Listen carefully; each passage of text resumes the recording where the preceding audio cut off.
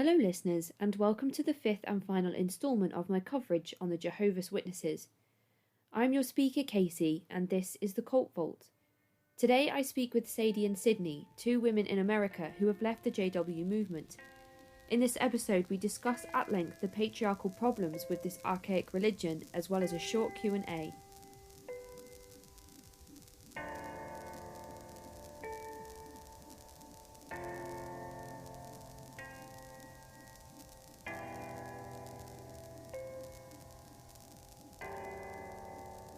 Before we get started, I wanted to take a minute to thank my newest patron, Brian. Welcome on board. I am so thankful and excited to have you here, and I look forward to bringing you exclusive monthly content. I also wanted to give a massive thank you to Corey, who made a donation last month to the podcast and has also signed up to the exclusive content.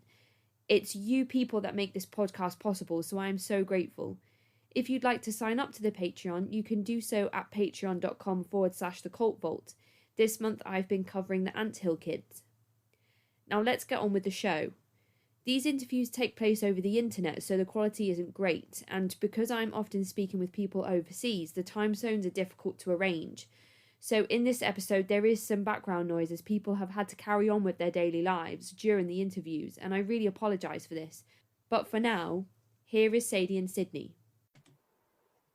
Hello, Sadie and Sydney, and thank you so much for joining me on the podcast today. I am excited to speak to two ex-Jehovah's Witnesses in the same interview, which is not something I've done so far. So, Sadie, would you like to introduce yourself to the listeners and tell them a little bit about who you are? Yeah, sure. Okay. So my name is Sadie. I live in the Southeast US, and my mom became a Jehovah's Witness. Actually, she converted when I was 10. Yeah. So like my dad, sorry, it sounds super shaky because I'm sick, but my dad and her got a divorce way before that. So she was a single mom and became a Jehovah's Witness, which is par for the course, I guess. Okay. And Sydney, what about yourself? Yes, so I'm also in the Southeast US, like Sadie, not in the same state though. I am a third generation born in.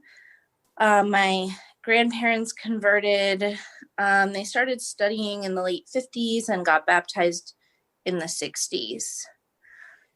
Okay. And you're both talking to me from a place of being ex-members of the church, so we'll go into a little bit of perhaps why you're no longer with the Jehovah's Witnesses. But Sadie, you mentioned that your mum was single when she joined the Jehovah's Witnesses. Do you think that there was do you think that big change in her life may have played a part in her joining the church? Yeah, I think so. She was already exploring different religions and churches and stuff when her and my dad split. And she just kind of was like a lost single mom. And she actually started dating an ex-Jehovah's Witness, but he was only disfellowshipped at the time. So he was going to get reinstated eventually. So they started dating and she became interested in it. And she got baptized really fast. She came in contact with him, and less than a year later, she was baptized. Okay. Interesting. Yeah. And how did your life change then? Were you affiliated with any other religion before this? Because 10 is quite an interesting age to be brought into a religion that takes up so much of your lifestyle and your time. Yeah, that was really hard because my dad, he's I don't know. He considers himself a Christian. I don't know what kind though. We would always go to Baptist churches, but I don't know. But so whenever my mom became a Jehovah's Witness, he got really mad actually, because he only saw us every other weekend. So whenever we would go to his house, for holidays and stuff, we didn't want to celebrate it. Right. And it felt she was taking that away from him. Yeah. So that actually, and my dad, he would direct his anger towards me sometimes. He would yell at me personally. I was a 10-year-old and I'm I don't know, Dad, I just see these pictures and I'm getting told by people that I would die if I don't become a Jehovah's Witness, basically. Like, I Yeah. don't get it. And like, they would tell me I was old enough to make my own decision. And they kind of, I felt guilted into it. My dad he didn't appreciate it. And it was just really, really hard for us for a long time. We always argued around the holidays. And I actually stopped visiting him when I was 13 years old. Right. And is that because you at that point are not encouraged to celebrate the holidays and things? Oh yeah, I was like encouraged like the second my mom became a Jehovah's, like, right. 10 years old as well, that's a big change. And then obviously you're being told that if you don't join the church, then bad things are going to happen to you, and that's instilling you with that fear from a young age. And you can't rationalize or go and do your own research and spend a day in the library reading a book and things like that. So that's a lot of pressure to put on a 10-year-old. But Sydney, you were born into the church, so you never had this drastic change from, celebrating birthdays and Christmas one year and then the next year not. So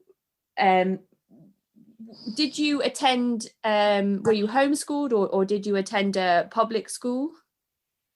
I did attend public school. My parents were a little bit of an anomaly as witnesses.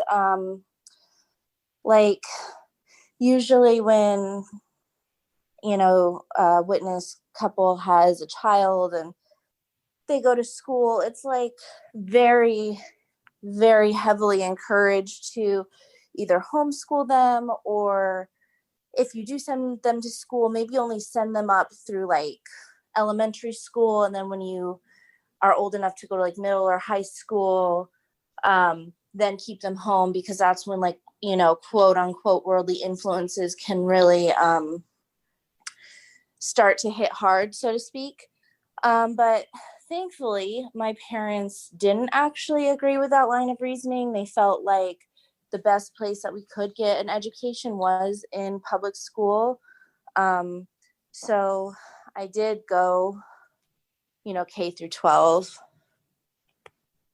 And did you ever have those experiences in school where people would sing happy birthday to somebody and maybe you would not join in?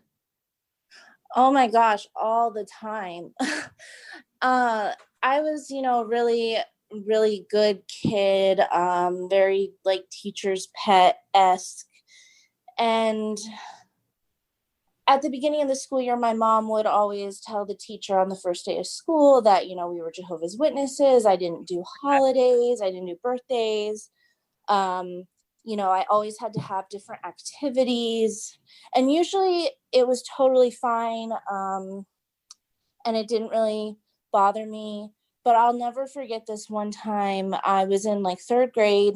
My teacher just out of nowhere looked up and was like, "Sydney, you need to go outside the classroom right now."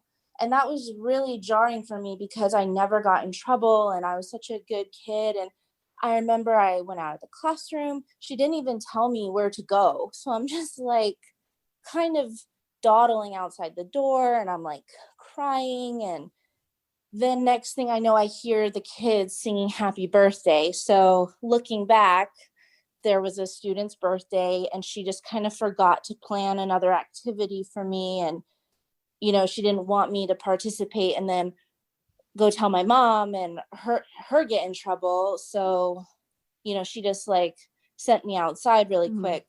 But it was such an ostracizing feeling. Yeah, that's exactly what I was about to say. I mean, it must be difficult for a teacher to know what to do in that situation to be right. But as you just said, like, there's a difference between you sitting in the room and not actively participating in singing happy birthday and then sending you out in front of everybody so that there's noticeably something different about your upbringing than perhaps to the rest of the children in the class, which might set you apart from your peer group. Exactly. I remember on like the first day of school, my mom would always lay out like they had like a tract or something. Sid, I can't remember what it's called. It was a whole magazine back when we were growing up. Okay. but yeah, it was like a whole, like, it was like a 20 something page like magazine that they wanted us to give to all of our teachers and like preach to them while at school. I'm like, that's really awkward. Like, I don't want to do that. Like, they would just end up at the bottom of my backpack. I would never give them out. But Yeah. I imagine that there were some members of the church that would try to speak to their peer group about the church and you know why it's so great and why you would come and join and be saved, because when you're a member of it within, you know, you probably both experienced completely believing in the narrative of the church and then wanting to help your friends in school and save their souls and you know and make sure that they were guided in the right direction. So I imagine some kids do try and sit down and have those conversations with other children in their class, which again might ostracize them a bit further. Oh, for sure. Like at our like big like assemblies and conventions, they would always have parts that were directed towards like younger school aged kids, and they would say like, oh, young ones, when you go to school, that's your own special territory. A territory is what they refer to as preaching work, like in the neighborhoods to do preaching work. And so they would say, you know, that's your own special territory. Nobody else can go in and do that for you. And they would just pile on like the guilt and responsibility all the time. Like, you don't love God enough or whatever because you're not preaching at school where it's special for you. And what about the Pledge of Allegiance? Were you discouraged to stand up and do that too? Absolutely. Yeah, we were not allowed. Yeah, I would stand. I like felt so because my mom became a Jehovah's Witness in the middle of the school year. Right. Okay. So you had this weird transition period of kind of finding your way. I guess if I stand and not put my hand on my heart and say anything, I can just like leave my hands down and like just be quiet. That's what I would do for a long time. Right. And did you both attend the same Kingdom Hall when you were growing up? No, we're in different states. Right. Yeah. Okay. So you met friends and stuff through the through like the congregations, basically. Right. Okay. Yeah. And Sadie, what did your Kingdom Hall look like when you started attending at the age of 10? I mean, it was definitely different than a church because, you know, it was just like a big lobby and like there's like a big auditorium. Well, I say big, I don't even know how many people it sits. Probably like 150, I guess. I don't know. Each Kingdom Hall is a little different. But then I realized they had like back rooms and stuff. And the people are love bombing the crap out of me. Like there's this single mom with 2 kids. And like that was really overwhelming for a shy child like me. I didn't like it at all. I didn't like being in the auditorium with all the adults and like all the commenting. Stuff was weird to me. I kind of missed going to Sunday school where I would like sit with friends and just like be quiet and like talk to them. But it was definitely really different. And you mentioned a single mom with 2 kids, so you have a sibling. I do. And what age was your sibling when your mum joined the church? He was, I mean, we're not that far apart, so he's like 9. He was 9. Okay, so a little bit younger. So it's still a strange transition for your younger brother as well. I think he had a harder time with it, to be honest. Why do you think that? Why do you think that was? Maybe is it because there's so much responsibility put on the men of the church? Yeah, probably. I know when he got a little older, he started to push away from it a little bit, but he's still a Jehovah's Witness, so I don't want to talk about him too terribly much. Right. Yeah. We still have actually a good relationship, which is also an anomaly. Sydney has her anomaly and I have mine. And mine is my brother still talks to me, even though he still considers himself a Jehovah's Witness. And Sydney, when you were growing up in the church, do you remember what your Kingdom Hall looked like? Yeah, it was pretty similar to what Sadie described. It's funny because the Kingdom Hall I grew up going to is right across the street from a church. I don't even know what denomination, but it was like the church was this like very big, grandiose building. It had this like, I don't even know, this like 10-story tall peak, and it was all stained glass. It was this really beautiful building. And then right across the street is this Kingdom Hall, which is just a brick building and, you know, 1 story, no windows. Kingdom Halls don't traditionally have windows.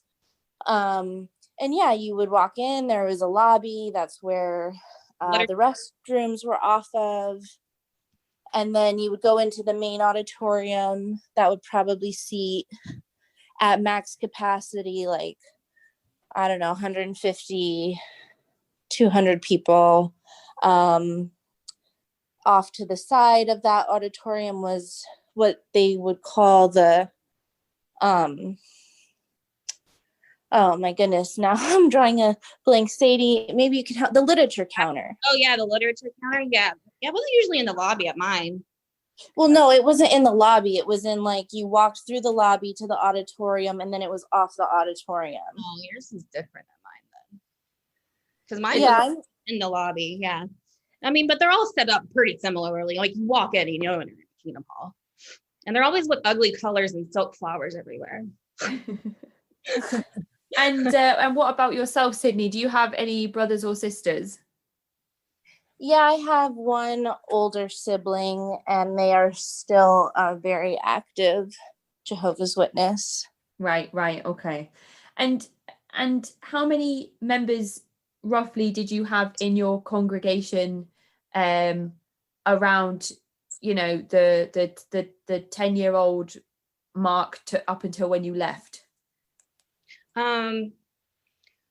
I started out in a larger congregation, and then we actually switched to the congregation that in the territory that we lived in. They usually assign your congregation by your territory that you live in. Okay. And we actually switched to go back to, or to start at the one that we're supposed to be in. Actually, we only switched because my mom married that guy who she met the guy, the ex-Jehovah's Witness that got reinstated. She met him at like a freaking like rock concert or something. So they weren't too happy when she married him really fast after she was baptized, because he wasn't. Was he? No, you know what? He was never actually baptized. He got baptized after he met my mom. I don't remember. Holy moly. But anyway, so the elders didn't like the fact that mom married him while he wasn't baptized yet. And they got mad and they switched congregations, which is what a lot of people do. If they get into a tiff with an elder, they don't like something they say. Sometimes we'll just switch. I know I did that a couple times. But the congregation I went to after that, when I was 11, was way smaller than the first one I went to. They had a publisher count of probably 90, but the attendance was probably only around 40. Right. It was in a rural area, so. And Sydney, was this similar numbers to you as well? I'm trying to remember when I was like under the age of 10, the congregation I was in was big. And it actually got to be too big. I think there were more than 200 publishers. And so they actually created a new congregation. And then everybody, the territories were reassigned. So everybody was placed in different congregations based off their territory. So I would say after the split, then I ended up I stayed in the same congregation, but because of all of the changes, I think the publisher count went down to about, I don't know, 90 to 100. Right. And how many elders did you have at this point? Oh, honestly, I have no idea, but based on like just looking back older, like every congregation's body of elders is typically like pretty small. Like, Yeah. Is that the same for you, Sadie, as well, would you say? Yeah, I know the congregation I switched to when I was 11, they had only like 4 elders at some point, which is actually pretty small from what I had seen as an adult. Like usually it's like what? I think usually like 8 to 12. Right? Yeah, most people, most ex Jehovah's Witnesses I've spoken to, I think the smallest number was 4. So, and this was a smaller congregation in a smaller part of the world. So, were either of you baptized at any stage? What was that? Were either of you baptized at any stage?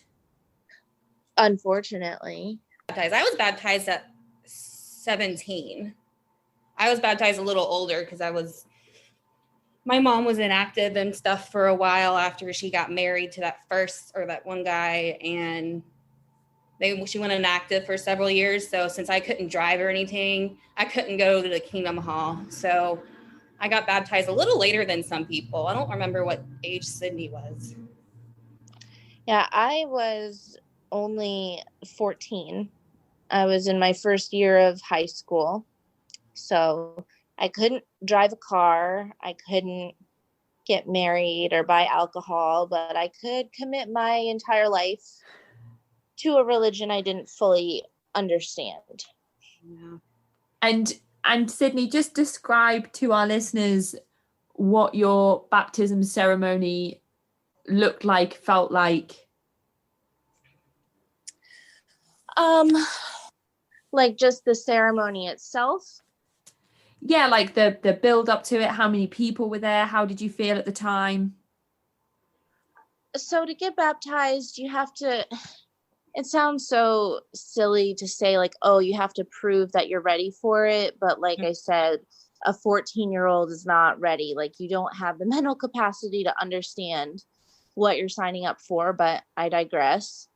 So anywho, when I was still in middle school, a sister in the congregation, she was in her 20s. Like I thought she was the coolest person in the world.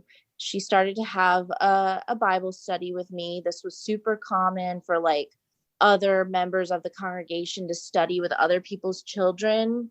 Just, I mean, it makes sense. Like you want to relate to someone who's like not your parents. Yeah. Somebody you look up to as well. To this day? Oh, well, I mean at that time in your life.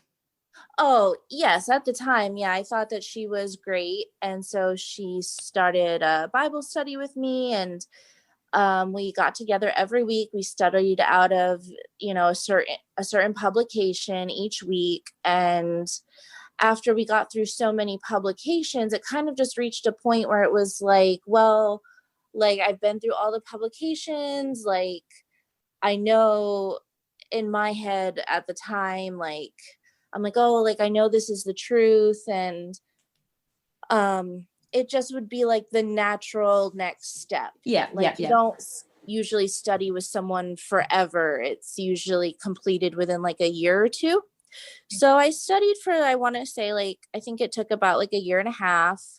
And then I approached the congregation elders. I told them I wanted to be considered for baptism.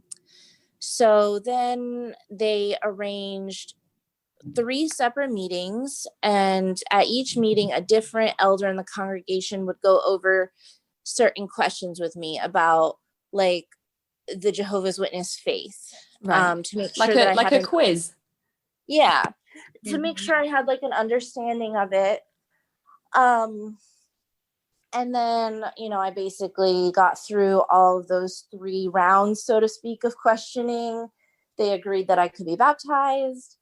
And then at the following, what they call a circuit assembly. So that's when you have like congregations that are in like a certain area of where you live. And that's all part of a larger network called a circuit. So a couple times a year, they would have something called a circuit assembly. You would meet at this special place called an assembly hall, which is basically a giant kingdom hall. And so on the Saturday of the circuit assembly, they used to be 2 days long. They have a baptism part. Yeah. And so I, along with all the others who were getting baptized, we sat in the very front of the assembly hall. They had a talk about getting baptized, and they always say like, oh, this is for everyone, but it's primarily directed to the baptism candidates. And then after the talk is over, they make you stand up, and they actually project you from like cameras onto like these big projector screens, and they ask you 2 questions. Like, one, I can't even remember the exact wording, but one of them is like, too, I think they've changed the wording of the question. Yeah, I know they've done that in recent years, but I mean, it's all a dog and pony show. Like, they ask you the questions, you say yes. Like, nobody's going to say no. Otherwise, you wouldn't be standing there. Like, they ask you if you've repented of your sins. And I think the new question is like, do you accept this as God's organization?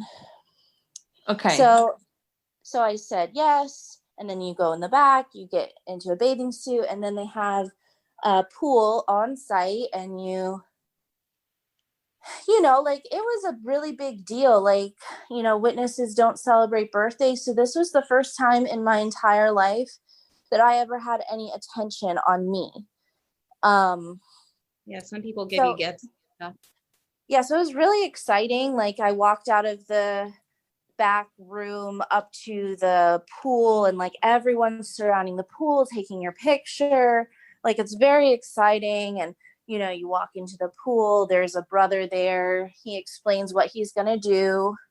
You hold your nose, and then they do a full water immersion baptism, and then you come up, and that's it. Everybody applauds you. And you know, at the time it was like really overwhelming, but in such a wonderful way. Like, I thought I was doing such an amazing thing, and I knew that it was making my family really happy. And yeah, like I said, it was also the only time at that point in my life that any attention had been solely directed at me. So that felt really nice for a 14-year-old girl. I mean, is it nerve-wracking as well to have a room full of people watching you? I was shaking. I was really nervous about it personally, because I guess it depends on the person. Like, I was really nervous, but there was only like probably 6 people getting baptized at mine, so there wasn't like a whole lot.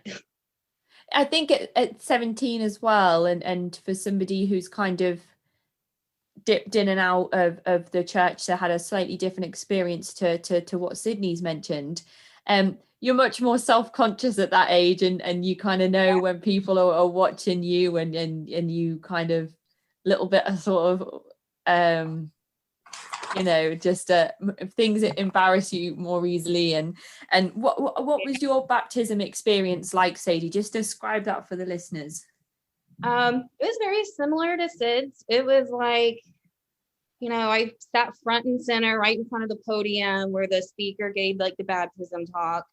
I actually had 2 other friends getting baptized at the same time as me, so I sat with them. And so that kind of made it more exciting, I guess, like to get baptized with your friends. It was like special. So yeah, so you know, it's pretty much the same way Sydney described it. I think some circuits are a lot larger than others, so having just the 6 down there and standing up and saying the questions, like they made us like say it louder because there was only 6 of us, and hear everyone say yes, because everyone says it collectively. It's Right. not like you go through the down the line and say, did you say yes? Like, it's just everyone says yes at the same time. But I remember at mine, they made us say it louder for the people in the back. So that was kind of embarrassing, I guess. I don't know. I was super shy and self-conscious. But I was super worried about my hair too. I'm like, how am I going to get my hair done after I get dumped? Like, it's only because they do the baptism right at the lunch session. So they like have a morning session and then they have a lunch break, which is like usually an hour and a half long on like a baptism day. And then they have an afternoon session. So at the very end of the morning session, that's where they do the baptism.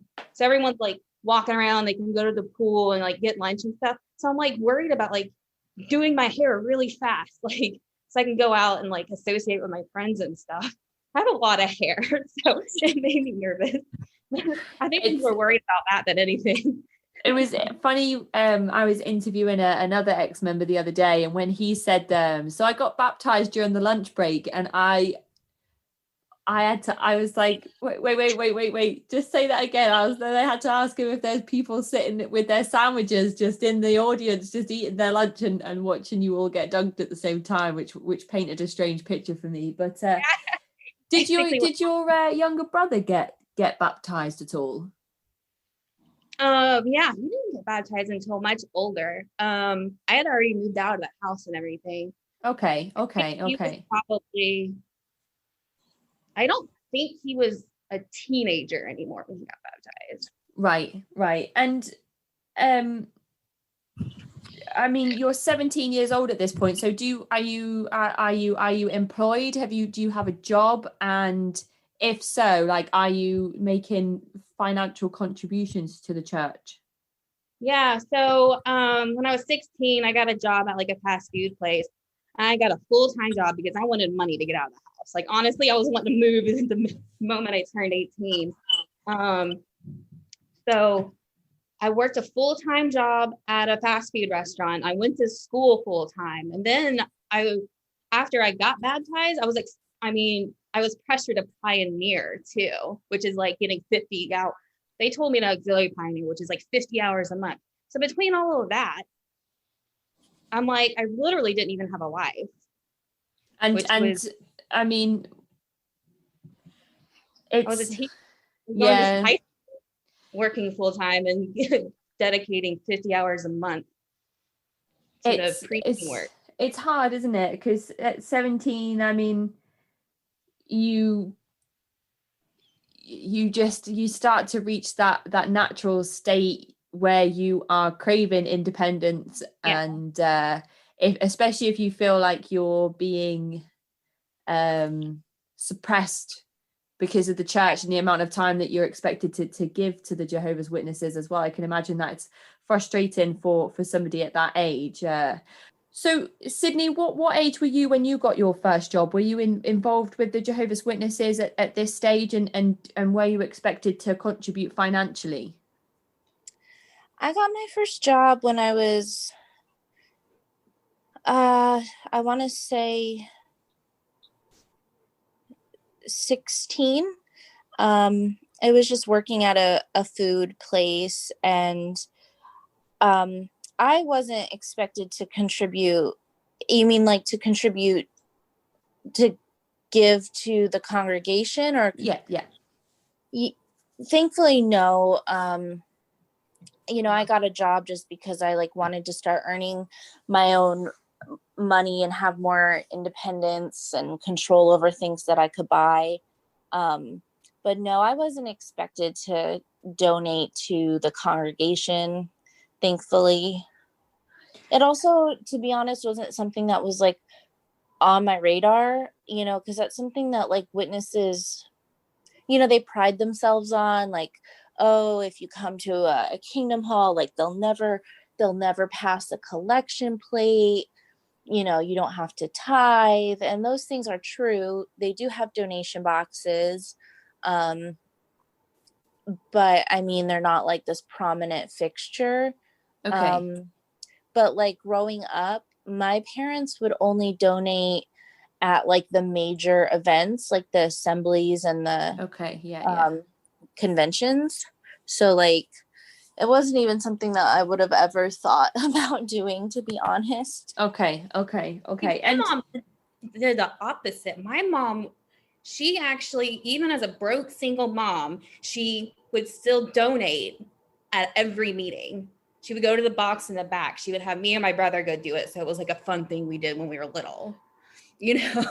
And whenever I got my job, she expected me to donate, even though I wasn't a baptized publisher yet. She still expected me to donate. And so she works in finance. So she made a whole plan for me how to spend my money. And part of it was she made me pay part of, like, she made me donate towards rent, towards her mortgage at, I think, 16 years old.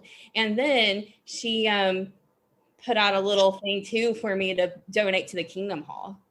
And do you think that in your congregation you were more pressured than Sydney's congregation to tithe? Yeah, I think so, because I don't know about Sydney's congregation growing up, but mine, since it was in such a rural area, there was a lot of like older people there that were retired and sick, and they couldn't contribute a lot. So they always gave parts in local needs about contributing. So local needs is like specific for the congregation that they do like once a month. And they always were like throwing in the whole money thing into it for my congregation. Some congregations are a little bit more affluent and like people will donate and they don't do parts on it to try to guilt you as much. I think they do now, because I think so I've been out for 6 years. So they've changed a lot with the donations and stuff now. Like now they have like debit card readers and you can pay online. Like you can pay on, like you can go to like jw.org or something and like online, I think. So they've changed a lot since then. So it was a lot easier to get away with it than to not pay. Yeah, so even during this lockdown, you're probably going to be like pressured if you're having, you know, these types of conference services where like so after, if you want to, you can go on the website. Interesting. So do you remember, Sadie, how old you were when you started pioneering, and how many hours a week roughly did you give to pioneering? I started when I was 17. It was the summer after I got baptized. So it was like I'm out of school, and I was kind of expected to pioneer. And since I started auxiliary pioneering, which was only 50 hours a month, which I'm still working full time at this time and still trying to be a teenager. So it's like, I feel like it's a bit much to ask, especially when I'm like a teenager in a rural area driving down these long ass driveways that are like a mile long. You don't know what's at the end of it, but you're still expected to go knock on that door. I mean, here in the Southeast, someone could have a gun. Like people are so testy out in the rural area. Like it was really rural where I lived. And so it was really stressful to try to get 50 hours a month, let alone 70, which I started doing that. Well, I would still try to get 70 a month just to prove I could do it, so I could be approved to be a regular pioneer. Right. Okay. And that was something you were aspiring to, become a regular pioneer? Oh yeah, that's like what that women do. They become regular pioneers. Like my mom didn't encourage me to go to college. Well, technically that's wrong. She wanted me to go for business management. And she was like, you can only go if you stay at home and go to the community college and still pioneer and still work. And I was like kind of checking out at that point. I'm like, I really wanted to get out of the house because I didn't have a very good living situation. So I wasn't too thrilled about her not supporting me to go to college. So I never went. So my life goal was just to be a pioneer and just marry a rich elder. Yeah, that sounds a bit I mean, I don't want to speak out of turn about your mum, and obviously I don't know what your relationship is like with her, but she's not supporting your decision to go to college, but she's expecting you to support her decision to donate money to the Jehovah's Witnesses, which sounds almost like narcissistic parenting. Oh yeah, she's very narcissistic. I actually think Jehovah's Witnesses attract narcissists, like, because everyone in the congregation just seems that way. Yeah. I think that's common within cults, though. The and I say this a lot in a lot of my episodes, the holier than thou mentality that a lot of people have, because they truly think that they are the ones that have found the truth and they are the ones that will be saved, and everybody else is wrong. So the holier than thou mentality is definitely something that is common within cults and sects like this one. And what about you, Sydney? Did you pioneer, and what did your weekly pioneering hours look like? So I never regular pioneered. I just could not. So after I got baptized, like I said, I was only 14. I couldn't even like drive a car, so I was completely dependent on other people if I wanted to go out preaching. My family, was consistent in the preaching work, but it was like the bare minimum of being consistent. Like we would go out every Saturday morning and we would go from like 9 to 12. Right. But outside of that, both my parents worked. So like I said, I'd have to rely on other people. I would auxiliary pioneer occasionally, but it would just be like month by month. Right. I did that throughout the years. And my last year of being a witness, even though I wasn't a pioneer, because that was like, it was my last year of being a witness, and I started thinking to myself, I actually wasn't allowed to pioneer. I was on something called private reproof. I had like gotten in trouble, but nobody knew about it. And I really wanted to pioneer, and I wasn't allowed. And I remember I was so upset, and I was like crying in the Kingdom Hall bathroom, and I was just like so upset. And then it like dawned on me. I'm like, well, it's not like I'm not allowed to like go out in service. Like I can still go out in service and like get the pioneer hours. I just don't have the title. And then I kind of started thinking like, why does this like title matter so much? Like it kind of got the wheels turning. But yeah, so anyway, like my last year of being a witness, even though I didn't have the title of being a pioneer, I did get pioneer hours, which is crazy when I think about it, because I worked full time. But a couple times a week after work, I would go out in service. I'd either go like preaching in the evening, or other sisters would have Bible studies I would go on. And then on my weekends, when it's supposed to be like my day off, I would start preaching at 6 a.m, not going door to door, but like going to like bus stops and yard sales. Right. I would do that from like 6 to 2. And then on Sunday, which is our meeting day, I would still go out in service either before or after the meeting. Okay. And I'm not sure this is something you want to talk about, but you mentioned getting into trouble and not being told that you weren't allowed to go out pioneering. Would you like to tell us what you got in trouble for? Yeah, I don't care.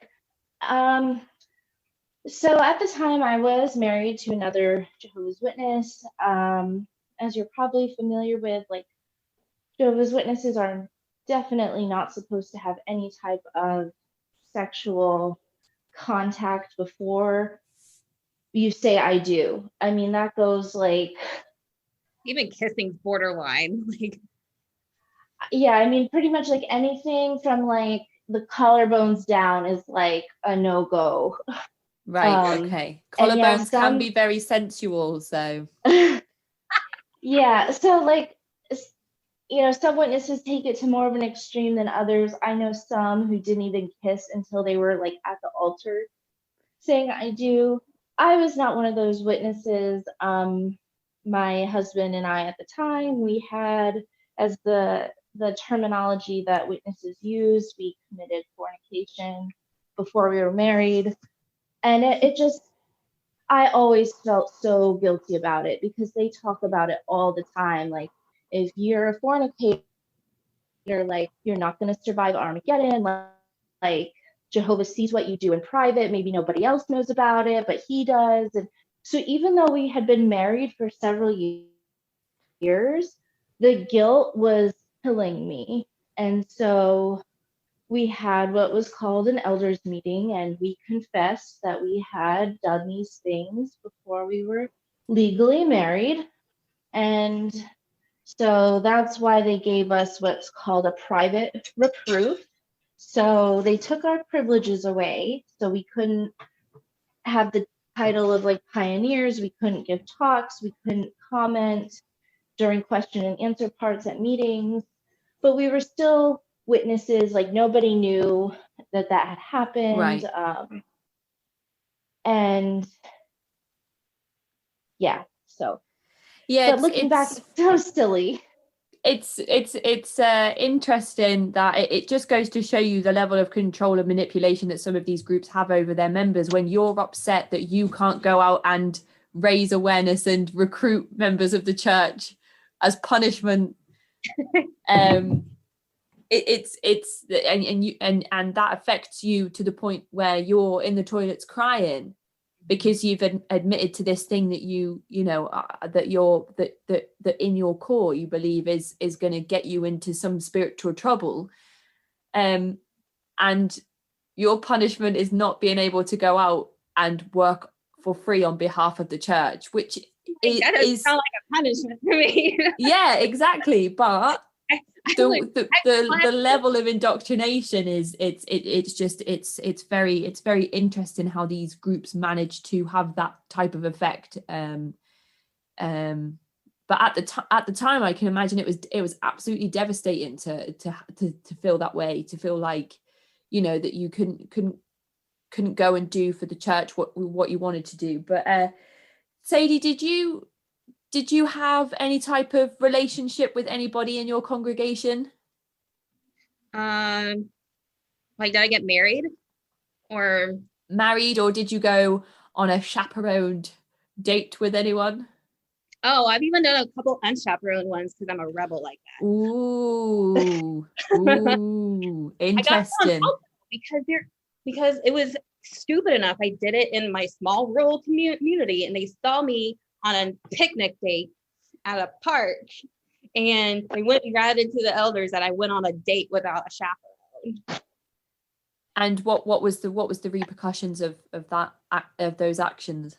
They were just like, should be chaperone, and then they asked me so many nasty questions, like, did he touch your breast?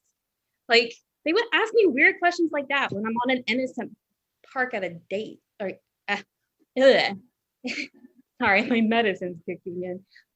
Yeah, it was just like a really innocent, like, we had like Subway sandwiches or something. Like, it wasn't, it was like before I went to work. Like, it was just something like just grabbing lunch and sitting by the lake together.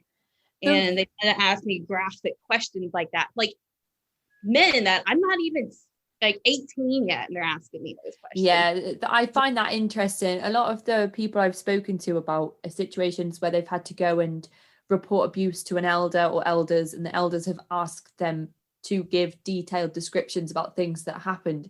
It's creepy to the point where I question whether they are trying to achieve some type of gratification through the experiences that other people are having that they know they can't have themselves. It almost seems like that because it is such a repressed like religion, like sexually. Like, you can't even, like, they even tried, I know back in the day they used to say that you couldn't even, like, they would try to like mitigate what you did in the bedroom with your own spouse. Yeah, like, they've only just recently like gone back and basically said that what you do with your married spouse is your business. But they used to literally say that you couldn't do oral or anal sex. And it's like, why is that anybody's business? Yeah. Mm-hmm. I mean, most people didn't listen to it anyway, but they would certainly make you feel guilty about it from the platform. Yeah, well, it's exactly what Sydney was just saying. You know, they could say, like, in most religions, or even, you know, I've read about this in the Unification Church, that they would say that sex should last under 2 minutes and should only be in the missionary position, with the woman on her back and the man on top. And you know, it should only be once a week, and it should only be to reproduce. So, you know, it's the same thing that you mentioned before, Sydney. If you were to be having any other type of sexual intercourse with your married spouse that didn't fit within those guidelines, you might feel guilty or pressured in kind of you know, ratting on yourself almost, about the other types of sexual intercourse that you're having, you know, in your marital bed, which is strange. It's strange that people feel they need to confess the most intimate details of their relationships. But I guess that's another part of the type of techniques that are used by these types of movements. Sadie, do you remember having any body in your congregation that identified in the LGBT community? I actually did when I got older. So when I turned 18, I moved away, and I kind of lived like a nomad, but like a Jehovah's Witness one, like just crashing with families and stuff for a while. But I ended up in a more like populated area here in the Southeast, so there was like a wide variety of like different people. So in one congregation I did go to, like, people knew, but they never talked about it. Like, I was friends with the guy, or I should say person. I was friends with the person. I mean, I could kind of tell because I live in an area where there's a huge LGBTQ community. And so, I mean, you can kind of tell. I didn't assume, but, you know, I didn't bring it up or anything. But he did, dang it, they did confess to the elders that they had those feelings. And then they told one of their ministerial servants to become like closer friends with this person, just so that they could guide them and get them away from that kind of thing. Right. This person was not to be trusted, the ministerial servant blabbed his mouth to everybody. Yeah.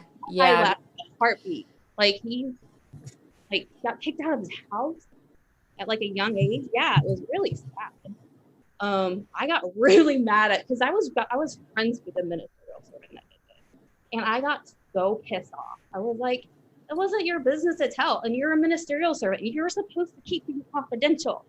I was so mad. I get worked up about this stuff. No, I think that's right though, isn't it? Because it's a difficult and confusing time in a person's life anyway. You know, I've just had another interview this afternoon where we're talking about when you get to a certain age and your body starts flooding with hormones and you're experiencing all these physical and psychological changes, and then also to realize that you perhaps don't conform to a heteronormative and then to be a member of the Jehovah's Witnesses as well, which is very patriarchal, very man and woman, you know, get married and all that stuff. It must be, it's like an extra layer of confusion, and then to have that information made public to the rest of the church and potentially be shunned by other members, and then, as you mentioned, have the tragic thing of being kicked out of your home and not having the support of your family and friends. That's absolutely tragic. That is heartbreaking. I would actually get arguments with like my in-laws at the time, because like they would say some off-color comment about, you know, LGBTQ, and I would kind of just like throw back at them. I'm like, because they would refer to it as a choice, it's disgusting, and blah blah blah. Because they were super into, they were super Jehovah's Witnesses too, and I'm like, why would my reasoning at the time is it's I don't feel like it's a choice if they feel like they're basically they're going through war in their head right now because they feel one way, but then they're told it's the wrong way, but they can't help it. And so then they kind of like sometimes are like, I know some like hardcore like it's like really like it made me cry sometimes because like I knew some people were secret like closeted and like they would just like get really upset. Yeah. I mean, even having like a attraction or feelings towards a worldly person in your school or college that you might feel those same types of shameful and sinful feelings because you can't affiliate yourself with somebody worldly. So yeah, it's definitely difficult. Sydney, what about yourself? Do you have any remembrance of any persons identifying as LGBT in your congregation? Well, it's kind of funny. So my first quote unquote boyfriend that I had as a witness, we were very young. I was 14 and he was 16. He is gay. Okay. And we're actually still friends to this day.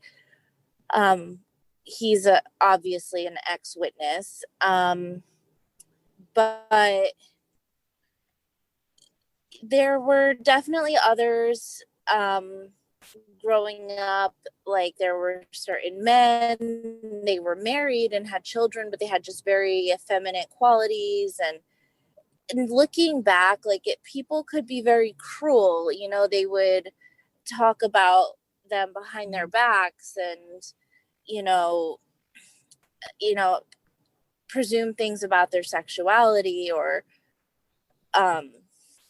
witnesses are just, they're not LGBTQ friendly. They're not LGBTQ understanding.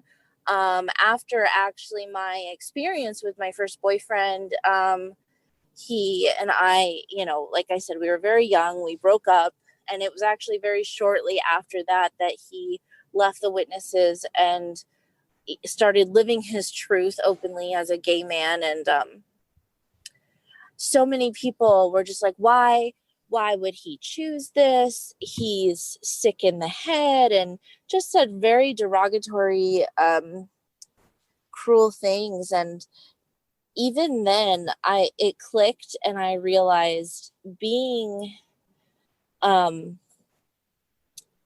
heterosexual or homosexual, whatever you identify as, is not a choice. It's who you are. Because I have a very clear memory of my friend / ex-boyfriend telling me, like, Sydney, if I could be straight, I would be. I prayed for hours and hours for Jehovah to fix me because I am gross and I'm broken. He said my life would be so much easier if I were straight, but I'm just not, and I don't want to live my life without a partner. He wanted what most people want, is a romantic partner in life. And I got into a lot of debates with older people, my own friends, about whether or not somebody does have control in making that choice of their sexuality. Yeah, it's those types of situations that are so heartbreaking. People wishing to be something that they're not, just to make their lives more comfortable because of the thoughts and feelings of other people around them, which is never the answer, is it? It's never, you should never have to change who you are and all of that, because of other people. Family abandons for it too. Like getting kicked out and never talking to you ever again. Like Yeah. It's, I It was always mean, hard for me to comprehend. Even as like, when I was a super Jehovah's Witness, like super into it, I still had a really hard time comprehending that. And I think that was part of the reason why I started waking up. Was the process. but I feel we're sort of that generation now, and I've spoken about this a little bit as well, where it seems so archaic to be homophobic or racist, or transphobic, because the world is just moving away from that now. Policies and laws are changing all over the place. We have friends, family members who are members of the LGBT community group. Most of us are allies of that community group, if we don't identify as an actual member of it. It's and we've seen from the Black Lives Matter protests that have taken part mostly in America, but also other parts of the Western world as well, that most of us don't agree with historic racism of any minority group or ethnicity group. So it's I always ask this question because it's historic for Christianity and religions to be dismissive or even to persecute the LGBT community. And it's almost like, for those, unless members are born into these religions now and never have the chance to experience what we experience in our everyday lives now, people will stop, hopefully eventually joining these groups, because they'll stop joining the groups because they'll be like, well, I've got a friend who's who's transgender, and by me joining this church, I can't speak to my friend anymore. So hopefully that's phasing out. That's what a lot of people. So I'm like on like an XJW like subreddit, which is how I found you. And a lot of people say that people like just with all what you were saying, like happening these days, like Black Lives Matter and like, the LGBTQ community, like being more active and everyone's feeling more safe to like open up about themselves. They're not going to convert to that shit, whatever. Like they're going to think their Jehovah's Witnesses are crazy. So like most people say that the governing body's only hope to keep like momentum going is to like have basically children, like people born in, and baptize them young. Yeah, absolutely. And I suppose that's why it's encouraged that you marry somebody in your congregation like as soon as possible. So yeah. Just moving on to a subject that always gets me riled up, and that's around the patriarchy of the Jehovah's Witnesses. So why do you think, I'll ask Sydney, can you hear us? Yeah. Okay, great. I'll ask you this question first, Sydney. Why do you think the positions of power and responsibility within the Jehovah's Witnesses are only ever given to men? Well, you have to go back to who founded Jehovah's Witnesses. I don't know how familiar you are with our history, but it started with a man named Charles Taze Russell, and then it transferred over to a man named Joseph Rutherford. But when it was founded, as well as just the time in human history at that time, like women didn't have any rights, they didn't have any responsibilities other than to reproduce and raise children, and that's followed suit. And I think it just helps to keep the congregation in line, the whole organization as a whole, because like if you had men and women in power in the congregations making decisions, I think things would look very differently, and I don't think that they would like how that would look. So they say that only men are allowed to lead the congregation, but I was actually just thinking about that.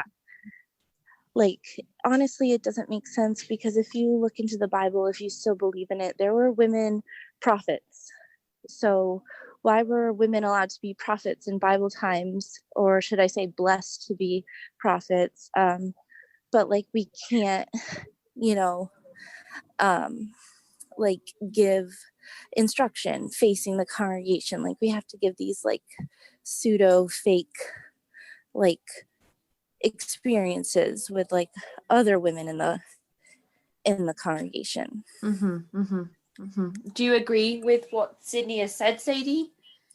Yeah, I totally agree. And you know, Jehovah's Witnesses, they like to use the scriptures to bend and twist everything into their way. So there's this one scripture where they talk about headship.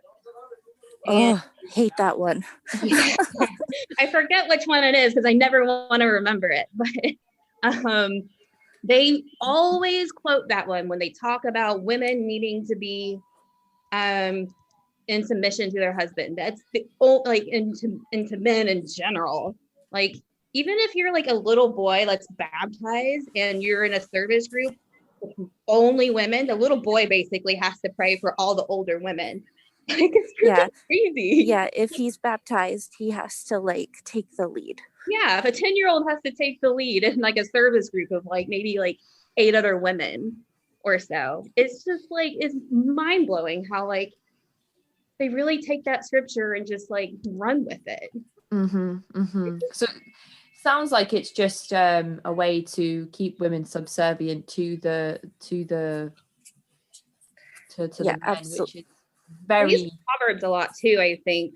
Like, you know, talking about how like a precious wife is like whatever. I don't even know. Yeah, it's just frustrating, isn't it? Because we're talking about how equal rights and LGBT rights have come on in the last, 10, 20, 30, 40 years. There's still a huge way to go, of course. There's a huge way to go with all the rights that we are seeing changes in. But we're fighting for equal pay in jobs, and we're fighting for equality to men. And then there's movements like this one that have millions of followers worldwide that are preaching the opposite of that message, which is frustrating for women. I think. I think part of I'm going to say another thing that Jehovah's Witnesses do is they really try to talk about the women to make us feel better, I think. Like, it's very patronizing. Scary. They're just like, oh, but you're precious. And they call us a weak vessel, which always pisses me off. Based off of another scripture. A weaker muscle. Weaker vessel. Like they always refer to us as like a tiny, like little, like teacup. Like, yeah. Sorry, Sydney, what were you just saying about the scripture? It's just based off of a scripture where it describes women as the weaker vessel. Like, we are weaker than men. It's not our fault. It's how we were, quote unquote, like created, because we were formed from Adam's rib.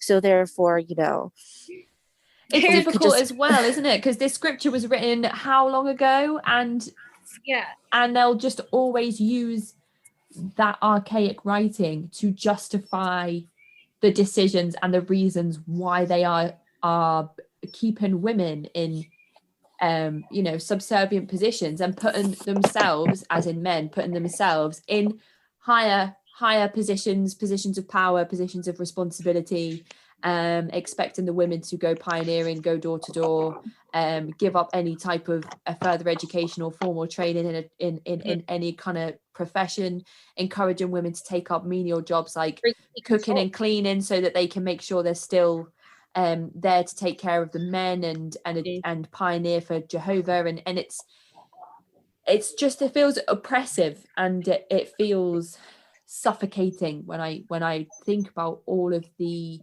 opportunities that I have that other women in the Jehovah's Witnesses might not have. Like I'm hosting a podcast, for example.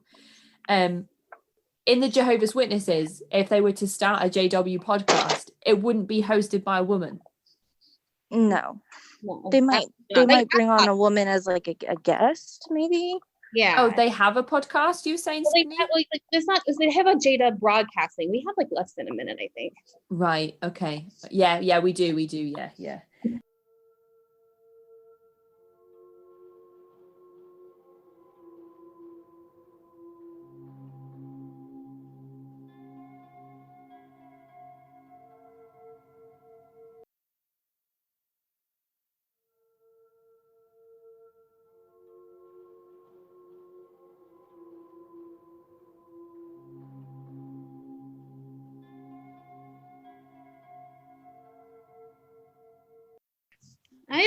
I can't think of any specific about the congregation. Well, there is one thing, but I'm not going to touch on that yet. But I know for a fact that, elders will withhold information from wives about their husbands. Right. Okay. What do you mean specifically? Okay, so I was in a situation where there is this older guy. I had known him since I was a child. Like he was a friend of the family. Right. And we reconnected years, I was like a grown woman, married, whatever.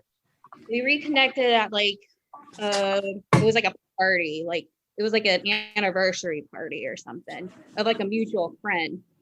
And we talked and hung out. Like he was really close to my first stepdad. So, I felt comfortable with him. I was like, this is cool reconnecting with an old friend. But he totally misread that situation and tried to make advances on me. Right. He started sending me pornography. This man's a ministerial servant and he has a wife and he has 2 little babies. Right. And he's doing this crap with me after only re-meeting me as an adult. It was really alarming. But I didn't really say anything at the time because I didn't feel like I needed to. I kept telling him that, he kept trying to get me to go out to lunch with him, and he wanted to see me, and I was going to a pool party. He would ask for pictures of me in a bikini and shit like that.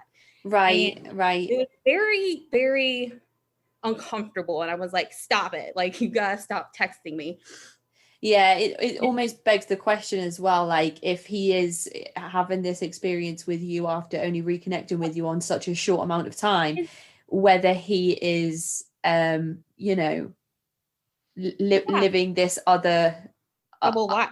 Yeah, with other people, or if obviously he's craving something that he doesn't have, if he is willing to go to those lengths and jeopardize his place in the church and his marriage. So very interesting. What about you, Sydney? Do you remember any of the times the elders may have withheld anything from the congregation? So to be honest, I really can't think of something that I experienced where it was oh, I know that they hid information from the congregation. But I mean that's kind of the elders' MO, is to hide things from the congregation. That's why they have elders meetings and only elders can go to them. They're very secretive. Mm-hmm. Well, they have that special book, don't they, that nobody else is allowed to see?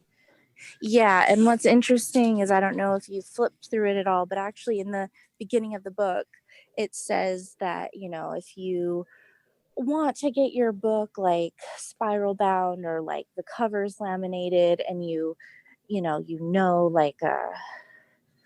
a brother who has, I don't know, the capability or the machinery to do that. Yeah. Yeah, perfect. So they'll say, they say in the book, oh, if you want to have it done, that's fine. But if the brother's doing it, is not an elder, he has to be watched the whole time. So he's not reading the book. And they said sisters are not allowed to touch the book. Wow. Okay. So that's another example of the weaker vessel. Exactly. We're not even allowed to touch their special book. They don't even know the book exists, really. They don't even know any kind of content. They're just oh, it's just elders learning how to do judicial committees, and people don't realize how disgusting like some of it actually is, like how much some of the things they say in that book. It's easy to find online. I can send you a link. But... yeah, it's just interesting other people's experiences around this book, and you know, sort of the big like, oh, it's, you can't read it or touch it, but it's just interesting because I know that there's a lot of elders in the country at the moment that I'm in who are being taken to court for historical abuse allegations, because people are now coming forward to say that they were sexually abused by members in positions of power in their congregation. And at the time, even if people were talking about it and saying that they had been abused and disclosing the information, it was brushed aside because of the most ridiculous 2-witness rule, which I just can't get my head around, because sexual abuse is hardly ever going to have a second witness there to say, oh yeah, they were sexually abused. So this special book obviously gives the elders a step-by-step guide on what to do if somebody comes forward to disclose sexual abuse, which will include things like encourage the family not to go to the police or authorities. Get every detail that you can from the victims, which will include them having intimate meetings with the elders where they have to relive every single detail and meticulously describe the abuse that they had inflicted on them. And then obviously then when they have their abuser in the room with them and the elders and they have a meeting, it is usually going down the route that because there was no witness, the person will have to answer to Jehovah, and there's nothing that the elders can do to take it forward, which just is absolutely, it's how horrendous must that be for investigate that shit? What the fuck do they think you're thinking? Like, I just don't understand. Like, I was in a situation, here, I'll tell you about my stepdad real quick.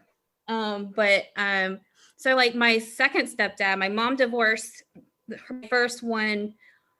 I don't know, I was like 14. And then in my friend group at the congregation, some of my friends had like older brothers and like they had older friends. So I started hanging out with some like older people, like in the late 20s, early 30s. And one of them acted really weird towards me all the time. And then he started dating my mom, but he still acted weird. And he eventually professed his love to me. He was in love with me at the age of like, he said he fell in love with me when he met me at 14. And he married my mom to be close to me. Right.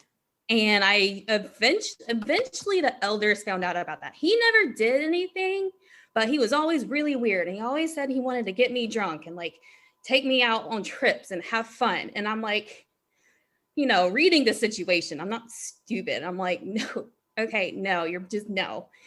And then he would always tell me he loved me. And like, you know, my mom, when I was growing up, she would always get mad if I said I never loved my stepdad back. So I'm like, yeah, I love you too, whatever. And he's like, no, but I really love you. You'll understand one day. Like he would say weird, creepy shit like that. Do you think your mum had an idea of what was happening? I told her that, you know, it was known amongst my friend group, as, you know, they married when I was 15. So, I mean, before they got married, I told her, like, my best friend knew for a fact that he said he had a crush on me and he really liked me. And she told me because it freaked her out. And my other friends, yeah. So I told my mom, I was like, I really don't feel comfortable with you marrying this guy. And then she just accused me. This is the narcissistic personality coming out. You just don't want me to be happy. You never do. Yeah. She wants me. So she married him anyway. Then all this shit happens. And then like, she doesn't even believe me whenever. So like he found out like in my journal that I had wrote about him and how disgusting I thought he was for saying all that shit. And I wrote about it constantly. So it really affected me. Once he told me while we were still living in the same house. Who does that? And he also found in my journal that I had a boyfriend at the age of 17, and I'm not supposed to have a boyfriend. My parents actually made me sign a contract saying I wouldn't have a boyfriend. Like, that's how crazy they were. So my stepdad found my journal, read through it, got mad at me for saying all the mean things about him. And then he went to the elders and then said, look what she said right here. She kissed a boy. Like, she's not supposed to have a boyfriend. And then they also interrogated me at that time about, did y'all have intercourse? Oh gosh, right, yeah. They would ask the intercourse questions. And I'm like, no. I'm like, oh my God. So like, my stepdad kicked me out. And the elders didn't do anything about him because it was he said versus what I said. Right. And then there were 5 other girls that he groomed after I left. Okay. But he would post weird things on social media. This is like when, social media started getting big. So he would post really weird things, not realizing people can see it. And people were like, side-eyeing him. We're like, So you'd drawn the elders' attention. You'd drawn the elders' attention to the fact that he was potentially a predator, and he did go on to groom other girls. So unsuccessfully that I know of. I mean, who knows? Honestly, was there any legal action taken? Is your mum still with this guy? He's still with him. Yeah, that's why we don't have a relationship. Right. Okay. I refuse to have a relationship because now she believes me. After she realized I wasn't just being a sad teenager, just wanting to cause a ruckus. She finally believed me after there were like 4 other girls that came forward. Like after I had gone out, like got married and started living my life, he kept doing this for years. And were these other girls members of the church? Yeah. And when they came forward to talk about it, is he still a member of the Jehovah's Witnesses? Yeah, he is. So is my mom. But they won't do anything about it because, well, technically no action's been taken. But I'm like, he's telling these girls he wants to go, like, tell the parents or something. Like, he at least give him a warning that he's got a big old red flag over his head, but they won't say anything. That's awful. It's scary because it left unchecked these people. Obviously I'm speculating here because I'm not an expert, but I've listened to enough true crime to assume that these people get away with things over and over and over again to the point where they almost feel untouchable, and that's when they will act out, or progress, which is absolutely terrifying. So I really hope at some point he is put in his place and kept an eye on. What about you, Sydney? Do you remember any notable experiences within your time that are questionable?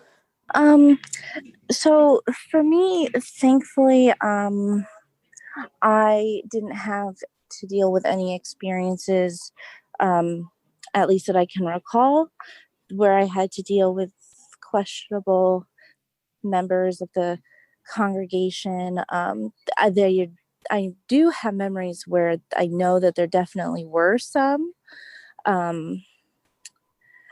but nothing that overly affected me or that I was aware of, if that makes sense. And this experience involves someone who was just a study at the time, so they weren't even an official witness. But I was a teenager. I was 16, 17. My sibling was in her early 20s. And I remember this guy started coming to the hall. He was someone's study, and he just was super friendly, and he just used to he always wanted to like say hi and talk to like the young girls in the hall, and he would like want us to like hug him. Yeah, that's okay. And but thankfully, like I said, like he wasn't like an actual brother, and the person who was studying him with him, well, I don't know if it was him or if other people complained or like what this situation was, but they did like do something about it. Like he it reached a point where like he wasn't allowed to talk to anybody who was underage. I don't know the exact details, but then he just stopped talking to me. So like I said, it didn't really affect me. So something has happened there behind the scenes where he is obviously told that he should stop communicating with young people. Right, okay, which is also very creepy and untoward. So do you remember when, why, and how you ended up leaving Sydney, the Jehovah's Witnesses? Yeah, of course I do. I've technically been out for 5 years. I got disfellowshipped, and when I got disfellowshipped, I was a true believer. Like I believed in the elders meetings and the disfellowshipping process, and I was all in. But about 6 months into being disfellowshipped, I was being shunned by everyone that I ever knew. I didn't have any friends on the outside because I never developed relationships with people on the outside, but I honestly never even developed the social skills to form relationships with like non-witnesses, if that makes sense. Yeah. So I was just like really lonely, and I was getting really, I'm an anxious person by nature, and like I just felt I was anxious all the time because I was like, when am I going to get reinstated? When am I going to have like my friends back? And I started seeing people online that were witnesses, and they were doing things that they should have been getting disfellowshipped for. Right. But they just kept their mouth shut. They didn't turn themselves in, and nobody turned them in either, or whatever. And it was just really frustrating seeing all the hypocrisy, and I was like, how could God allow this to happen? And so I opened Pandora's box and I hopped on the internet. And that's something that you are definitely not supposed to do as a witness. You're constantly told not to look at outside sources for information about witnesses, and but I did anyway. I kind of just wanted to see like how long I would be disfellowshipped for. I was looking to maybe find other people and see what their experiences were. But I opened Pandora's box, I went down a rabbit hole, and literally by like the end of that day, I was like, oh my God, like this isn't what I thought it was. This is all a lie. And like it was an earthquake in my mind, and my whole world ended that day. Do you have memories of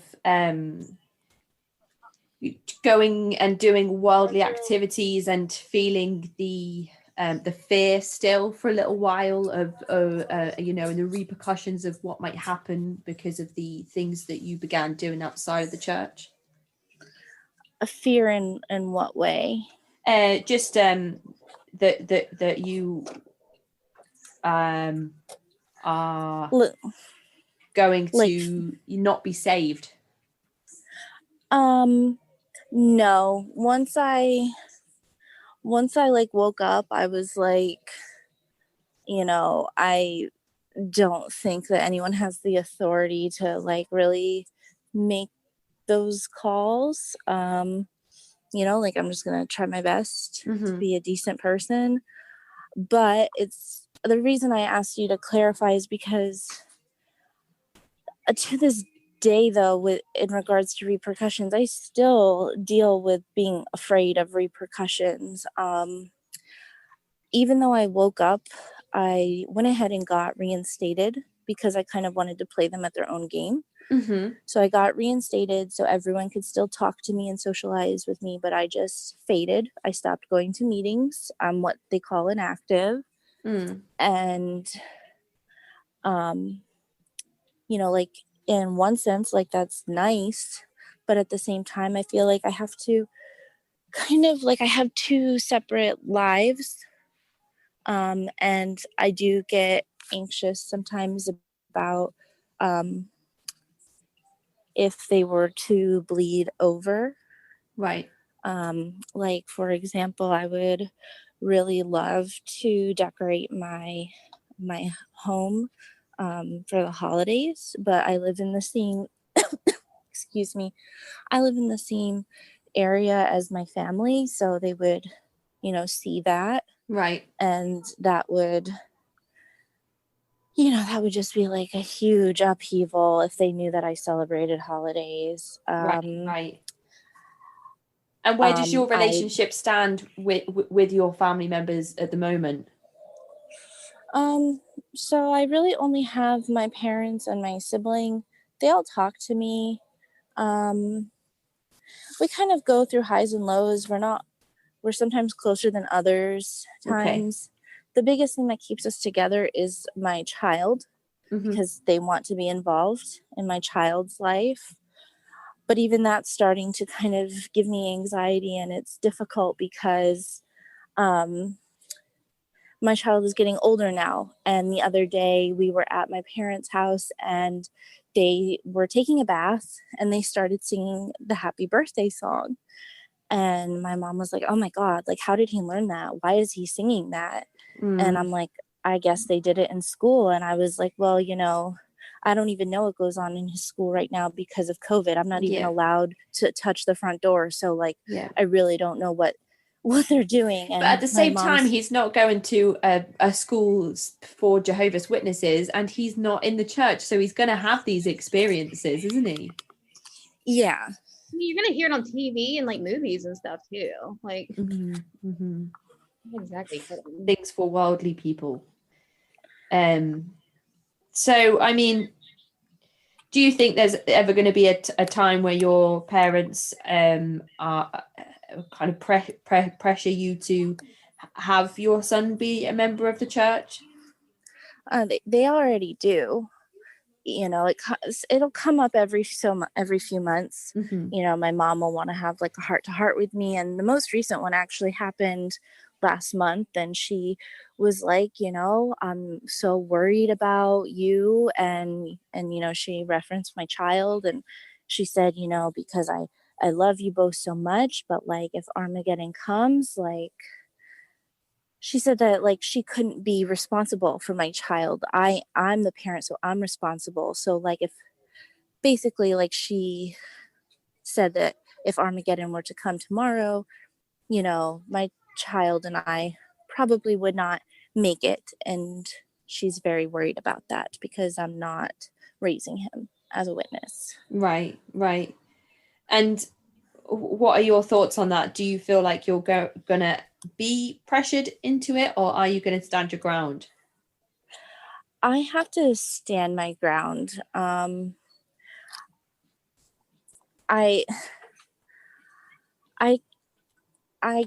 can't in good conscience withhold the life that my child deserves. And if for some reason he grows up and when they're 18 and they decide to study with witnesses and become one, then that's their choice. But I want it to be their choice. And it won't be if they're indoctrinated from such a young age. Right. Yeah. So as it stands at the moment, you've obviously moved away from the church, you've got your own family, you are still keeping contact with your family who remain Jehovah's Witnesses, although that relationship is strained. But for the most part, you made the right decision, and you're in a much better place spiritually. Do you have any type of relationship with God at all? No. So do you consider yourself like atheist, agnostic? Yeah, I'm most comfortable with acknowledging myself as an agnostic. Okay. And what about you, Sadie? Your stepdad kicked you out when you were 17, but you'd already been saving money to move out of the house. So was this the start of your journey away from the Jehovah's Witnesses? No, not really. I mean, I actually thought that they helped me a lot because, I mean, the elders told me not to say anything about what had happened at between with my stepdad. My elder said, don't say anything to anybody. And I was like, oh, fuck that. So whenever I moved congregations, I mean, my friends knew, like, I told them what happened. And so, like, some of their parents were a little compassionate and they would take me in for like a couple months and then ask me to leave. And then, I mean, I turned 18 that summer. Like, it literally, like, I was only 18 for like a hot second. So I don't know what the hell is going on in the world. I don't know how to get a better job. I'm not in school. I'm like basically living, my closet was my car. And I kind of just floated around for a while, like somebody be selling a house and it's been empty for 2 months and they just want somebody there. So I would like live there. Or I found a worldly lady that needed a nanny, but also gave me a job. So like, she also gave me like an actual job, like in healthcare. So I did that, kind of just scraped by. And during this time I was dating somebody and in the congregation I was going to, and which caused a huge mess. Like, nobody liked the fact that some weird 18-year-old was dating somebody else in the congregation. I mean, he was my age too, so I'm like, it's not a big deal. And me and him ended up getting married. I stayed very much into the organization. I struggled a lot with it because everybody was expecting me to be like some pioneer wife, and like it just wasn't in me. Like, it's just so hard knocking on doors all the freaking time, and I was just getting really burnt out, really tired. Never actually pioneered. I was always like saying I'm working towards it. So like, let's see, I was married for maybe a year or two before I got laid off from my job.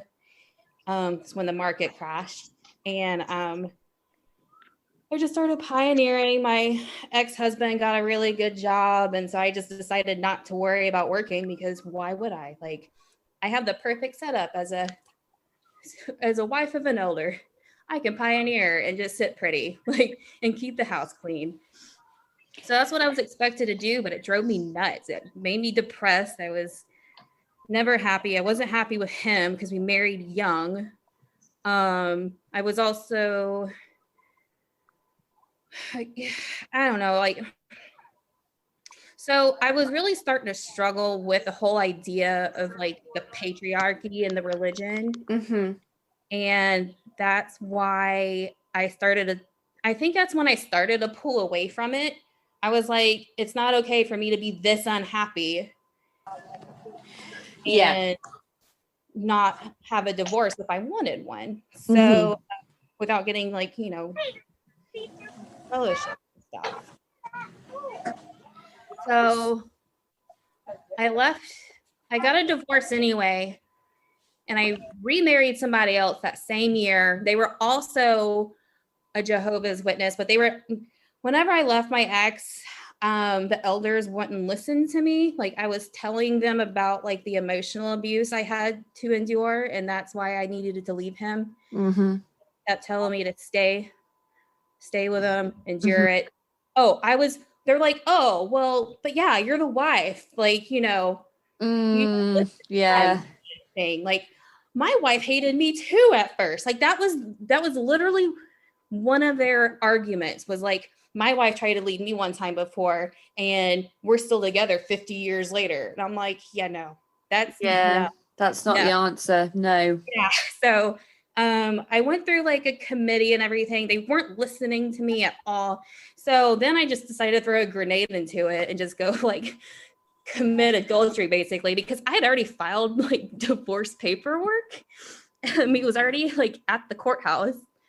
So I was kind of seeing a guy at the same time, and like, because we kind of like started hooking up like right during that time, because I was just so over like everything. So I told them about that, and they disfellowshipped the both of us, me and the other guy.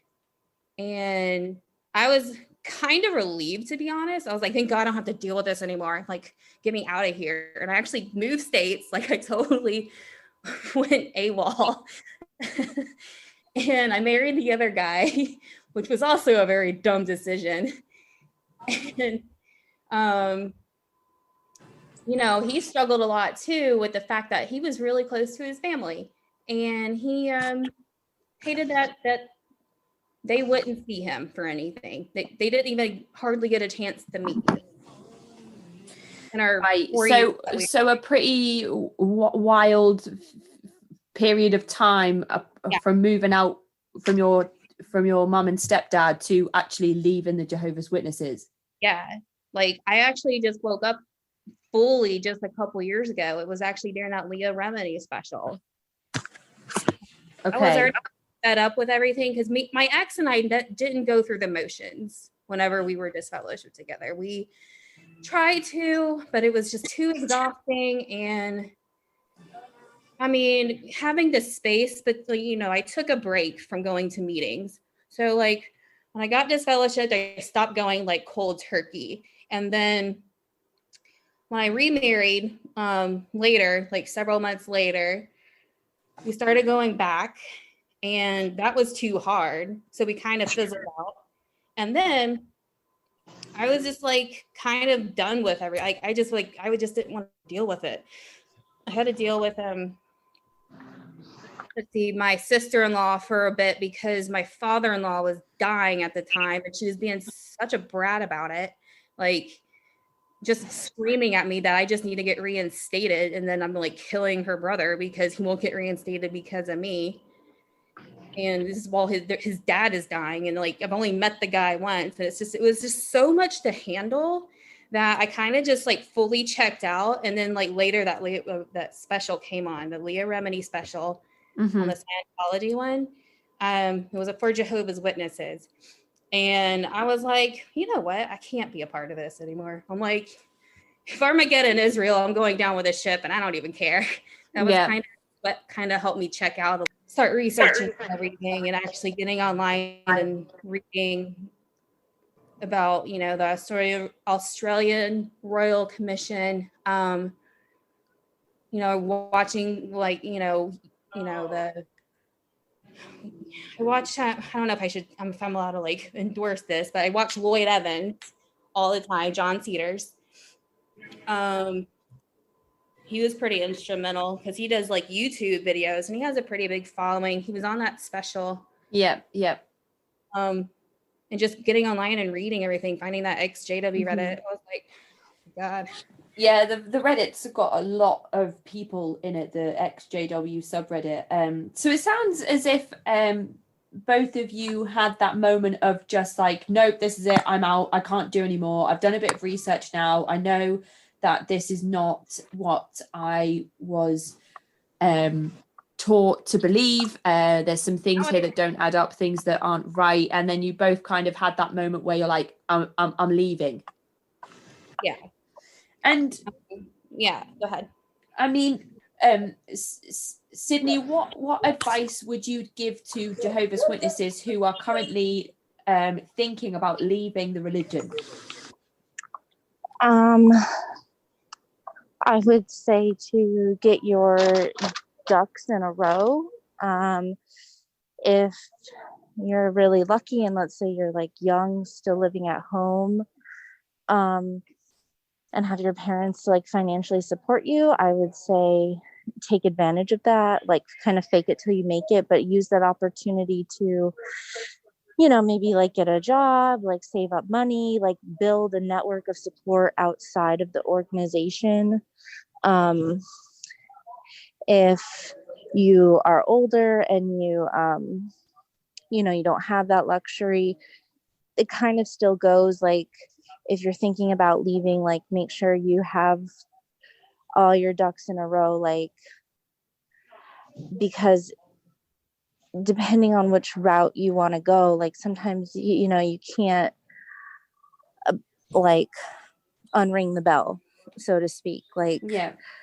like actually like the person I'm dating now is an ex-witness. We knew each other when we were witnesses, and he got disfellowshipped years and years ago, and he just knew he didn't want to be a witness anymore. He didn't at the time care if it was like the true religion or not. He just knew he didn't want to live his life that way.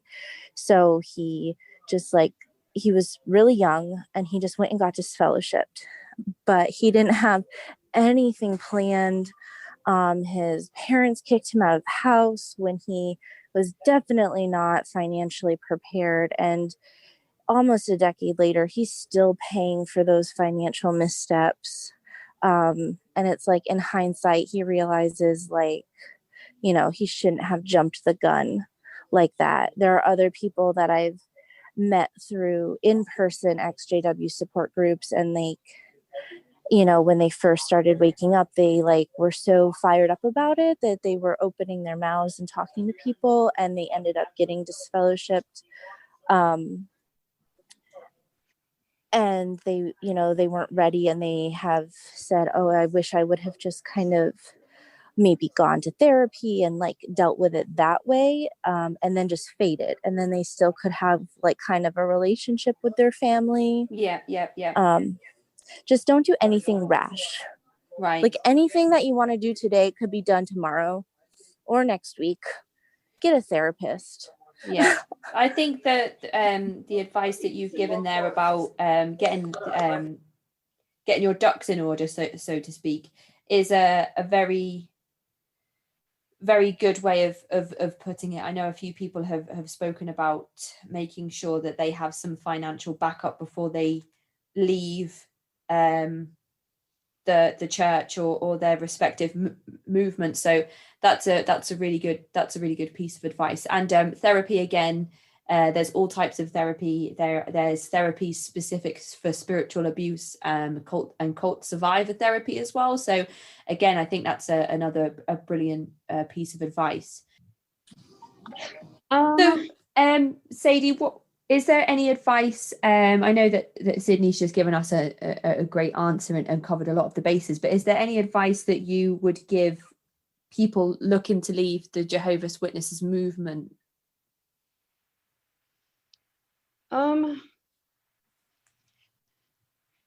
It's such a hard thing because the way I left, I just kept throwing grenades and everything. I was just like, everything was always something explosive, and it just kind of built up, and I was always unprepared. Like when I left my first husband, I was extremely unprepared. When my second husband left me, I was extremely unprepared, and that was right when we were waking up together. So I was always in a crazy emotional state. So I was lucky enough to have a father that was not a Jehovah's Witness to fall back on. So I always end up just running back to him for if I end up like, needing help, like regarding like a place to live, because, I don't have a strong education. I have a hard time getting a job. So it's like whenever I left my first husband, I didn't work for almost freaking 5 years. So yeah, getting your ducks in a row is a really good idea, and try to keep your calm and don't throw grenades in it like I always did. I would still go for that college education if you're young enough for it, or even as an adult. I've been thinking about it myself. I mean, it'll be a struggle, but hell, we've survived being Jehovah's Witnesses. So what's a little college? Yeah. Um,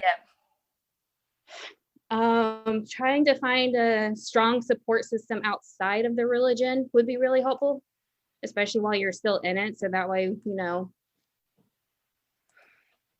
And whenever you decide to leave, you have, you know, support to fall back on. Also, I think this is very important because a lot of people just are so blind that I think trying to learn critical thinking skills would be really helpful. I know a lot of Jehovah's Witnesses that are homeschooled and stuff just don't even, I mean, you know, it's just, it's like a foreign concept to them, like critical thinking skills. And not being scared to get on the internet and reading like from some true sources, you know, like true scientific sources or like true experiences and stuff like that, and really trying to understand and grasp like the whole like world of it. Right. Yeah. So you know, taking some time to actually go and research and read information that might not have occurred to you to look at before. So okay, yeah, very good piece of advice. So how do you think COVID has affected the Jehovah's Witnesses? Do you think that because there's less pioneering going on and because church members are having to have you know, congregational meetings over Zoom and things like that, that people will be stepping away from the church? Or do you think that that because it's a pandemic, which kind of hints at, you know, the possibility of the end times, that it's going to be driving the message of the Jehovah's Witnesses even more? It's split. I think it's either driving them more or driving them away, like faster. Like I said, I'm pretty active on that Reddit, and there's a lot of people that are actually like really like starting to wake up. Their family's starting to wake up. I know like my brother's like been a little questioning about things. You know, it's just, but then some people think, you know, like I think the governing body is basically telling people to get ready for Armageddon. That's kind of the vibe I'm getting. I don't know if that's because, you know, you got your doomsday or Jehovah's Witnesses that think it's literally happening in the next 5 minutes. And they always make my life stressful whenever I was like still in. So I don't know if they, I think it'll be more split, and I think they're going to lose people. I don't think they're going to gain a big following, like new people in. I think old people are going to leave. Right. And I know there's a scripture that they said between like before the Great Tribulation or something that isn't like the greater number will cool off or something. Isn't that right, Sid? Yeah, like I think about that. That's just going to drive the ones that believe in it. Sorry, go ahead, Sid. Yeah, like the love of the greater number will cool off. But I think they use that. Maybe I'm remembering incorrectly. I thought that was used just in regards in general, like people won't be interested in like a relationship with God anymore. Like people just in general aren't religious. Just I could be wrong though. It's been a while. It's been a while for me too, and everyone interprets it differently. Like my mom said one thing, an elder would say a different, and then like I go on a Bible study and I hear it different. I'm like, no one's. But I do remember one of the big things that like witnesses are still looking for is like there's supposed to be a proclamation of like peace and security. Every time there's something political going on, everyone's like, oh, peace and security, it's gonna happen. Like there was that thing with the UN just a month ago. I don't remember what it was. I didn't read about it because I was like, whatever, I have better things to worry about than their doctrine. But a lot of people were concerned about that they were going to do the cry of peace and security, especially during COVID. They're like, oh, it's like, you know, adding up. And I'm like, okay. So let's move on to the Q&A. Yeah, Some sorry. people have given us some interesting questions. So I reached out on Reddit to a few different subreddits, and I'll start with Jim Truckhands. Sadie, if you want to answer this question, is there any joy in your religion? You always look miserable when I see you on the street. That sounds accurate. I think I always looked miserable. I have a funny story about that real quick. My mom and my first stepdad got a divorce, and I caught up with him when I was an adult. Like, it was like 10 years later. And he was like, why do you look so miserable in all your Facebook pictures? And I'm like, gee, I wonder. Like, I'm still a Jehovah's Witness. Like, that's pretty funny.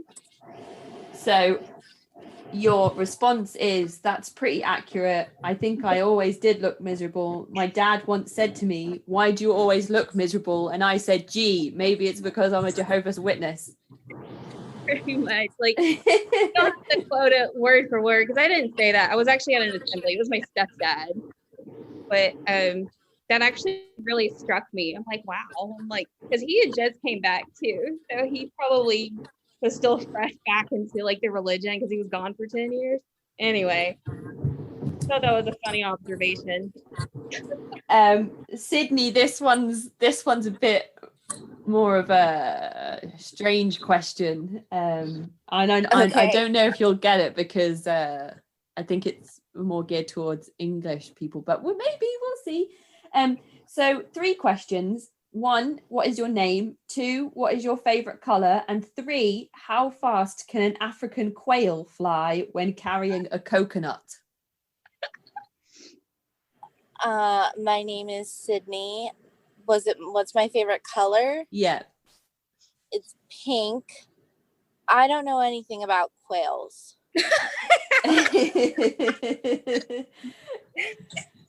Okay, it's a Monty Python reference, I think. I was about to say it's Monty Python, right? Because I think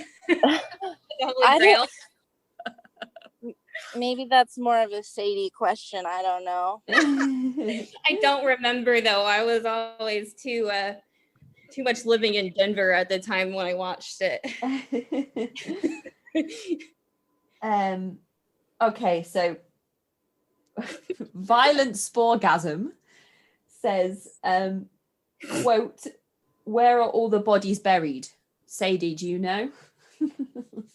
Where are all the bodies buried? They usually cremate, or Jehovah's Witnesses usually cremate. I don't know. Where are all the bodies buried? Answer. That's a good answer. Usually cremate. Awesome. Okay. Sydney. Emily says, do you think you were in a cult? Duh. Like Billie Eilish. Absolutely, I was. Duh. That's so funny. Okay. Sorry. Absolutely, I was. Okay. Most likely has ADHD says, why are you no longer a JW, and what made you leave, Sadie? What made me leave? Wait, sorry, I got distracted by the ADHD part. Yeah, most likely has ADHD says, why are you no longer a JW, and what made you leave? I'm no longer a JW because it's not God's organization. It's ran by 8-Ben in upstate New York, and it's misogynistic as hell, and I just got tired of it. I'd rather live my life the way I want to live it. Misogynistic, nice. Yep, I would agree. So Sydney, clicked agenda, says, who is Jehovah and what is he witnessing? Oh my God, I've like literally gotten that question before. I mean, if you want like a legit answer? Yeah. I mean, JWs say that Jehovah is God's name. So Jehovah is God. And as for the witnessing, that's just the terminology, is like who we are as his servants. Like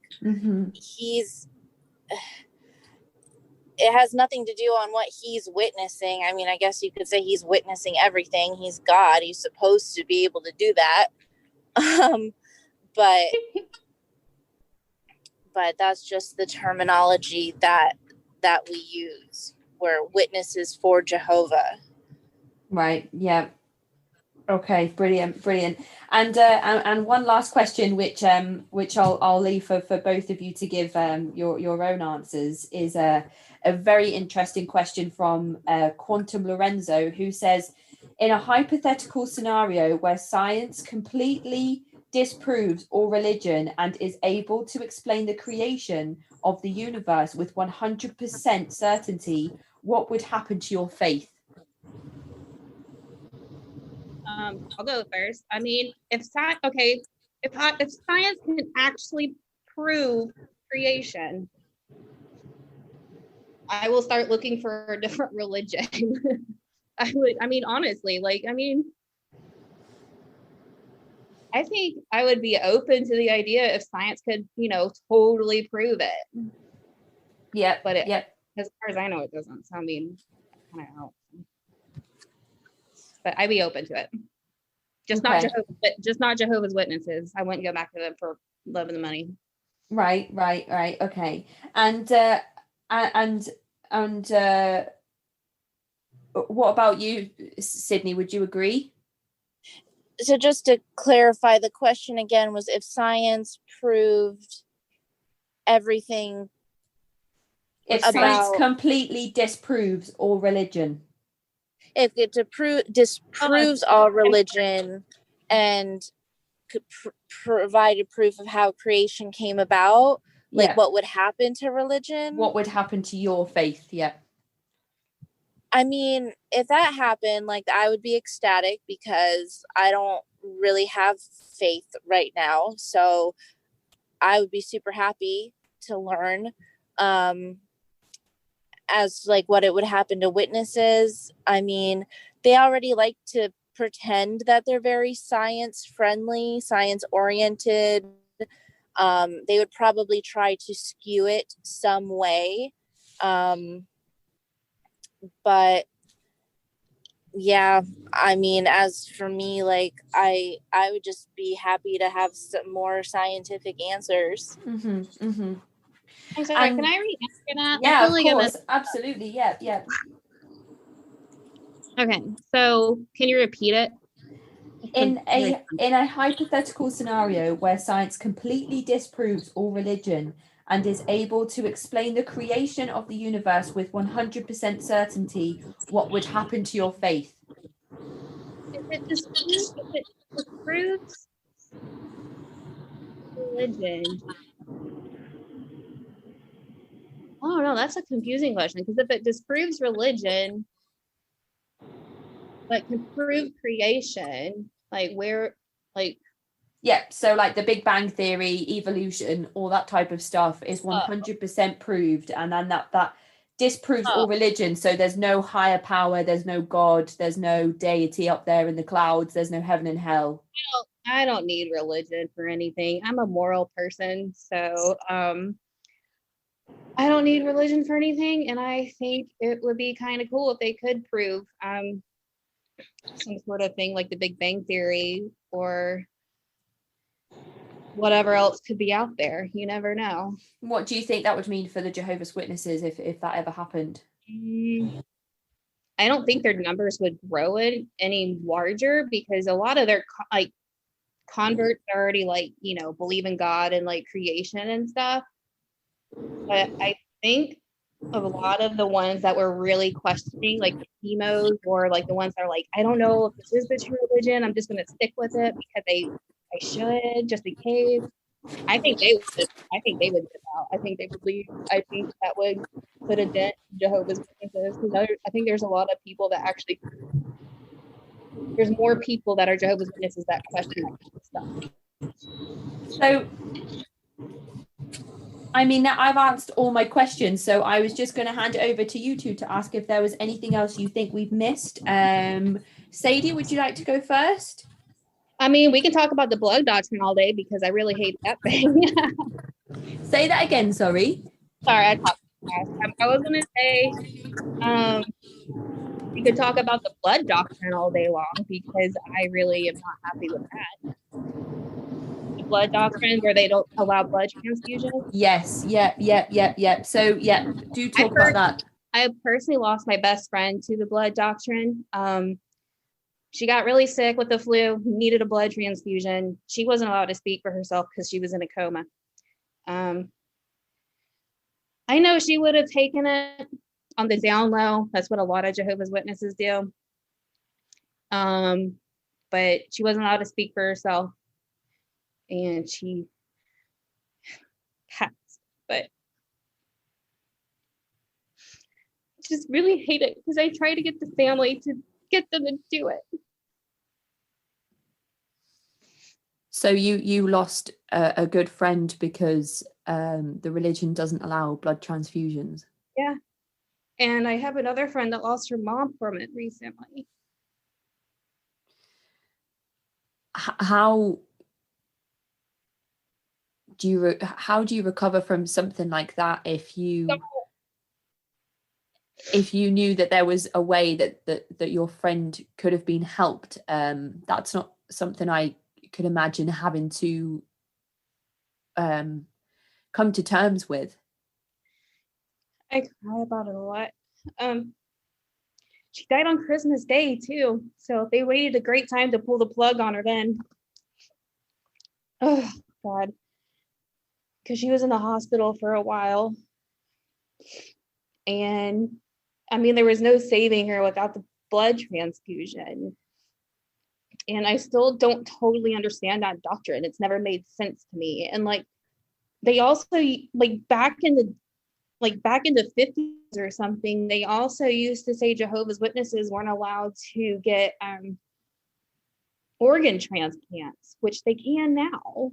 So it's like I don't understand where all scripturally where that comes from. It doesn't make sense to me. And to let someone die that is totally healthy other than needing a blood transfusion and she'll be fine. I don't understand why you wouldn't just do that. I mean, it also made me terrified of pregnancy. I never had kids because I was too afraid I would need a blood transfusion. Of course, yeah. And, a lot of gynecologists won't even do a delivery on a Jehovah's Witness because, they're like, if you need blood, I'm just going to give it to you and I'll just face the board later. So the whole thing is just a really touchy subject for me. I really hate it.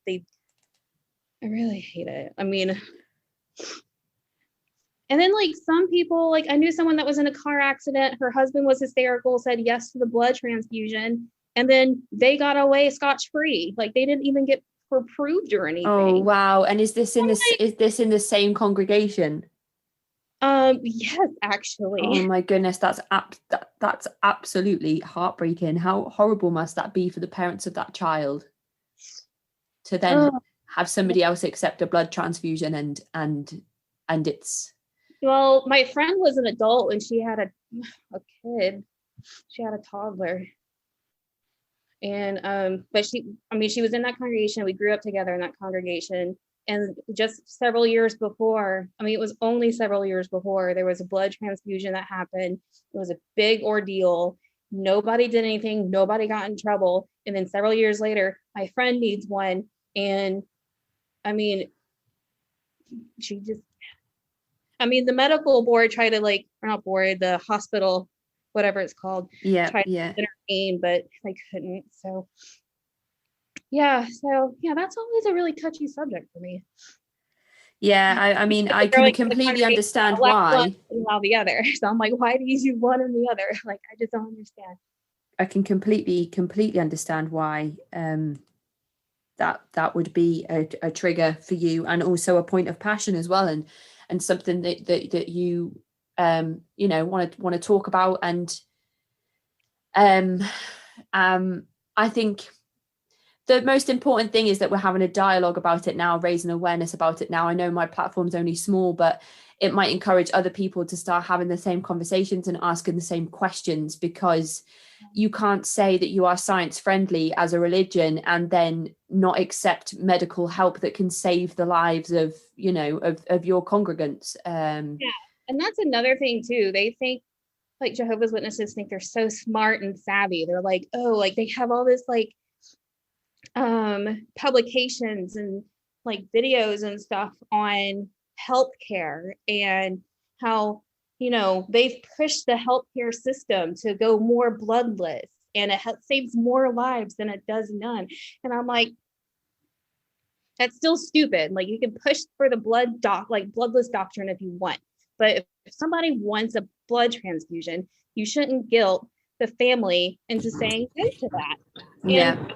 And then they have something called a hospital liaison committee, and they have elders basically stationed at your room so you don't make a bad decision like taking blood. Yeah, so you don't like succumb to pressure, more or less. And that can include, like, they say this part's a conscious matter, but like blood, like parts, like some people will refuse white blood cells even though it's not whole blood. So then they break it down by the parts of the blood, like plasma, white blood cells, etc. Like, they break it down like that.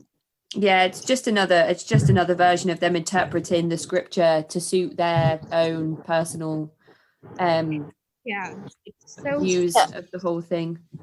Well, and it's very convoluted because they take everything from two scriptures, one in the Old Testament that the Israelites were told not to eat blood, like from an animal. And then in the New Testament, there's a scripture, I think it's the Apostle Paul talking, and he gives this list of things to abstain from. And he just says, keep abstaining from blood. But that's it. That's literally all it says. So, like, witnesses have taken that to the extreme, and like what Sadie was saying, back in the day, like, witnesses weren't allowed to do anything that had anything to do with blood. You couldn't have an organ transplant, you couldn't have anything to do with blood. And then in more recent years, you can get an organ transplant, or you can take like blood fractions, but they've only just added that in more recent years. Like, they've tweaked it, but it's like, if witnesses could have always had access to that care, there would be a lot more people who would have survived whatever their ailment was. Right. Yep. It's just very, very sad. It sounds so tragic. I mean, from what Sadie's told us is one example of the type of bereavement and heartache and that this can cause, these decisions to not allow people to have simple procedures like blood transfusions, and as medicine and science move forward, and as community groups, like we mentioned with equal rights, as they move forward and the church begins to look more and more and more archaic, there has to be a point where people will say, in order to retain the numbers that we have within our church, we have to move forward with the times, with the religion, with equal rights. So hopefully there'll be a stage where we'll get to see that, hopefully sooner rather than later. But Sydney, was there anything you wanted to add before we finish, or anything you think I've missed? I'm trying to think. I think pretty much everything was covered. I'm trying to think, if I were to hear everything we talked about as like a witness, how I would like try to refute everything. But it really doesn't matter what I say, because there would always be someone who would try to say that I didn't know what I was talking about. I guess like the biggest thing that I would like to get non-witnesses to understand if they do listen to this podcast is I know that one commenter on Reddit said that they see us out and that we look miserable. But a lot of people don't have that perception. A lot of people think witnesses are like happy people, that they're good people, and there are a lot of really good witnesses. Some of the people that I love the most are still active witnesses, but the Watchtower Bible and Tract Society is an incredibly harmful organization. It tears apart families with their shunning practice. It ruins lives with their two witness rule in regards to abuse. And if you're ever to encounter a witness at school, in the community, at your door, you should just ask them, do you have a son or a daughter, or clearly have a mom or a dad? How would you treat them if they got disfellowshipped, and how do you justify that? Yeah, very well said. I mean, especially in terms of the two witness rule thing, going back to that again, I don't understand how somebody can justify that or rationalize that. It feels as though it's just another way for the organization to not take responsibility for the abuse that happens under its watch in a place where people should be protected and safe. So hopefully, again, by just talking about these things and having these conversations, we might be able to make a small bit of difference. But yeah, talking to Jehovah's Witnesses that you see on the street, also maybe just asking them if they're okay, or if they've read, because if Jehovah's Witnesses can come door to door and say, have you heard of our magazines, would you like a copy, then surely it's within our right to say, have you been on this XJW subreddit and read some of the testimonies and stories? So maybe we can challenge the perceptions and ideals of Jehovah's Witnesses that we see on a day-to-day basis. Obviously, not in a way to attack them, but just in a way to hopefully plant that seed of doubt that then can kickstart them on their journey to get into a place that yourself, Sadie, and Sydney, that you are in now, which is a place outside of the Jehovah's Witnesses where you get to live by your own decisions, freely, get jobs or training or qualifications in any field you wish without feeling pressured to do something else, to be able to start your families and engage in any kind of sexual activity, hopefully as long as it's consensual, that you wish to join in with, and just generally have more freedom to live the lives and be the people that you're most comfortable being. So if you see a Jehovah's Witness on the street, maybe ask them if they've read BBC news articles, for example, and who knows what effect that could have. So, if you two are happy with everything we've spoken about, I am also happy to end the call there. Okay. If you think we've covered everything and there wasn't anything else you both wanted to add. Not at the moment. I think I've added enough. I was also going to email you later. I saw that one email you sent me earlier, and I was going to respond to it. You sent it to me like yesterday. This is the last interview that I'm doing with ex-Jehovah's Witnesses. So you two will be the 11th and 12th people that I've spoken to. That's a lot.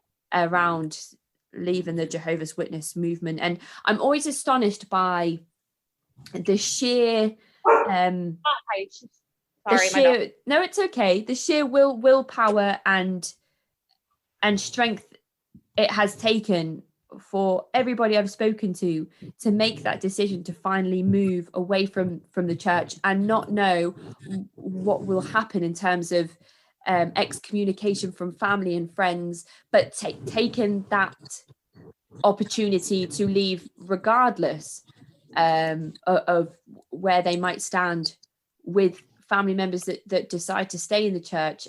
So I just wanted to commend you both and just thank you so much for your time and for trusting me with your stories and coming and speaking with me today. I feel extremely privileged and humbled that you would come and share such personal details of your lives with me. And thank you for contributing to the podcast. I really, really appreciate it. Thank you. I appreciated the platform for it too. It really means a lot to me. It's the first time I've talked about it. Yeah, it's absolutely my pleasure to be able to just sit here and chat with people. Yeah, thank you so much for doing this. It means a lot. So I'm going to end the call there, and I just hope that both of you enjoy the rest of your day, and I look forward to receiving the response to the email, whatever decision you make around that, and just thank you both so much. Thank you. All right, have a good night. Thank you. Bye. Bye. So there we have it, the conclusion to the Jehovah's Witnesses month. For those celebrating this year, maybe even for the first time, happy Halloween. Next month we will move on to new topics, covering things like the new Kadampa tradition and a drug rehabilitation compound named Straightway. I also have a special episode coming out next week on QAnon, just before the vote. And then in December we will be revisiting the troubled teen industry. If you'd like to get in touch, you can do so by emailing me at cultvaultpodcast@gmail.com or find me on Twitter and Instagram at cultvaultpod. I'm your speaker Casey, and this has been the Cult Vault.